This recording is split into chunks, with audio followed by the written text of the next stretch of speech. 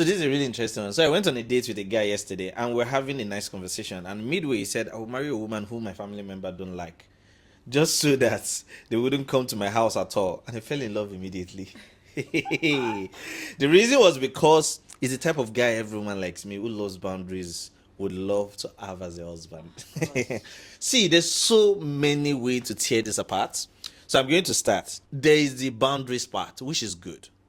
There is the family part, which is concerning.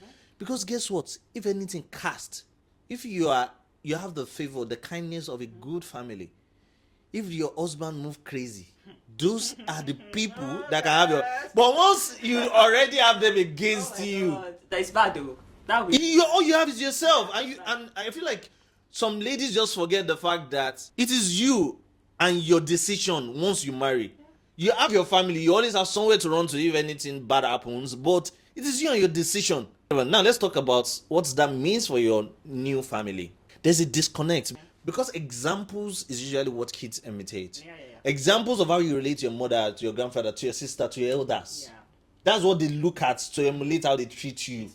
The regard you give to others is what they will give you. The regard you also give to those others is what they give them.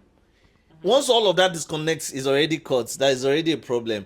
But we'll come to boundaries later. I'm curious about your thoughts. My opinion. I think I need to have connection with your family. Like your family cannot hate me. Absolutely. Once there's this form of hate, it's going to affect that marriage, whether we like it or not. Let's be honest, it's going to affect because they will influence the husband's thoughts in different ways, and will not come back to you. It's going to come back to you. And this is also a problem because it goes to show that the man you're looking to marry, has no boundary of their own. Because if you're man enough to marry, if you're man enough to marry, then you should be able to know where to draw the line that your family can respect. And if your family cannot respect your own, space, so how would you protect? There's a problem. There's already. Do you understand? From the roots. From the roots. So if you feel like, the family will be the problem, or like your husband will not be able to say no to side of family, that's what you have to deal with your man. I like boundaries too. I've seen some of these experiences up close, and I think mostly everyone can speak to that. I would say that, I also advise against this, but there's something interesting. There have been families that have made it work with relations, coming over and all of that. But it's because there's healthy boundaries.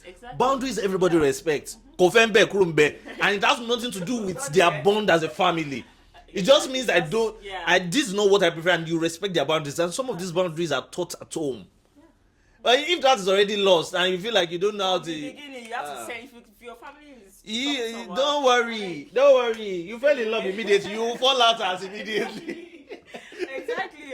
Boundaries is not just tell them no. Some boundaries can be told. Sometimes your boundaries means remove yourself from spaces that they can easily access you. First of all, if your family does not respect you, respect your own space, it will not work. It just will not work. Absolutely.